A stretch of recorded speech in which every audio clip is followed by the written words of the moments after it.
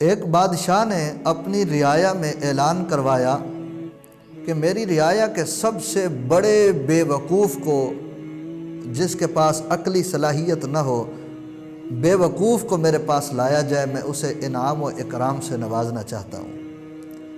بادشاہ کا اعلان ہوا۔ ہر بستی کے شخص کی یہ خواہش تھی کہ ہماری بستی کا بے وقوف بادشاہ سے یہ انعام حاصل کرے۔ ہر ایک نے اپنی بستی کے بے وقوف کو لیا اور بادشاہ کے دربار میں پہنچ گیا، اور بادشاہ کے دربار میں بے وقوفوں کا ہجوم لگ گیا۔ بادشاہ نے جب اتنے سارے بے وقوفوں کو دیکھا تو کہنے لگا کہ بھائی اس طرح نہیں، میں سب کا امتحان لوں گا، ٹیسٹ لوں گا، جو واقعتاً بے وقوفی کے معیار پہ پورا اترا میں اسے بے وقوفی کا انعام دوں گا۔ بادشاہ نے بے وقوفوں کا ٹیسٹ لیا، ایک بے وقوف بے وقوفی کے معیار پر پورا اترا۔ بادشاہ نے اپنے گلے سے قیمتی موتیوں کا ہار اتارا اور اس بے وقوف کے گلے میں ڈال دیا۔ بے وقوف قیمتی موتیوں کا ہار لے کر اپنے گھر چلا گیا۔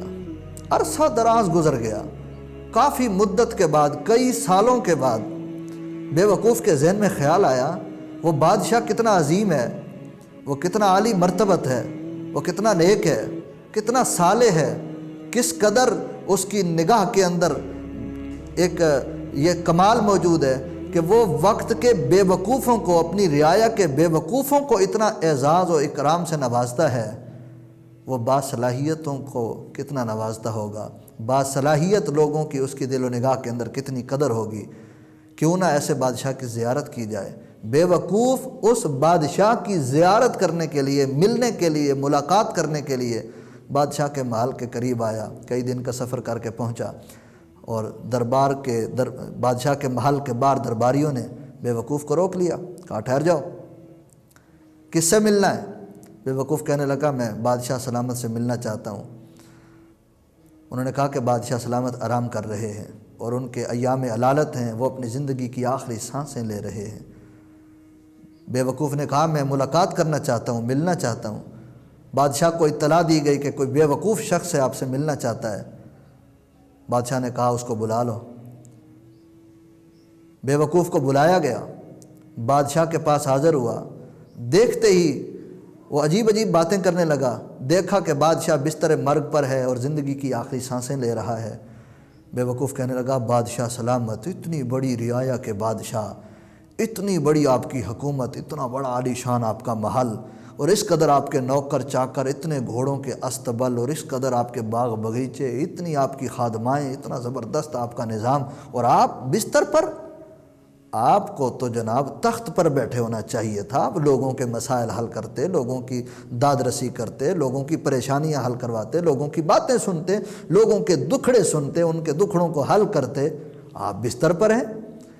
بادشاہ کہنے لگا بھئی ہے تو بے وقوف، پتہ تو تجھے کچھ ہے نہیں۔ بات یہ ہے کہ میں اس بستر پر ہوں اور میں ایک ایسی منزل کی طرف رواں دواں ہوں کہ جہاں جانے کے لیے ایک ایسے جہان کی طرف میں رواں دواں ہوں، ایک ایسے جہان میں منتقل ہونے والا ہوں جس جہان میں جانے سے قبل مجھے اس بستر پر سونا ضروری ہے، یعنی کہ میں اس دنیا کو چھوڑنے والا ہوں۔ بے وقوف نے جب بادشاہ کی یہ بات سنی تو کہنے لگا اچھا، یعنی آپ اس جہان سے کسی دوسرے جہان میں جانا چاہتے ہیں، یعنی آپ کا وقت آ گیا، آپ اس جہان کو چھوڑ کر کسی اور جہان میں منتقل ہونے والے ہیں۔